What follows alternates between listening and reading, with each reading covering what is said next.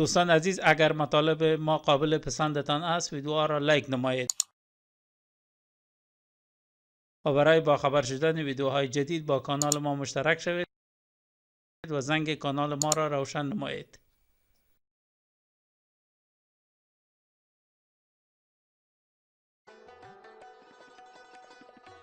سلام دوستان عزیز، روزتان بخیر. ویدیو امروز ما طرزتهیه لب چرب خانگی است. برای خشکی لب هاست. 100% مطمئن. مواد لازم ما است: واسلین مقدار کم، گلیسرین چند قطره، روغن مایی یا ویتامین آ 2 دانه و لبلبو یا چغندر.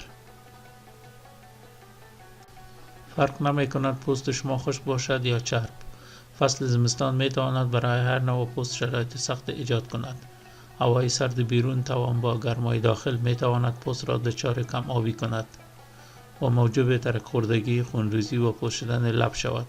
خیلی از ما شما دوستان عزیز ترک خوردگی و خشکی لب را جدی نمی گیریم، اما این عارضه ممکن است نشان دهنده مشکل جدی تری در سلامت باشد. دوستان عزیز، پوست شدن و ترک خوردگی لب ممکن است چندین علت داشته باشد: کم آبی، حساسیت یا کمبود ویتامین. البته عوامل ترک خوردگی لب ها می تواند زبان زدن به آنها نیز باشد.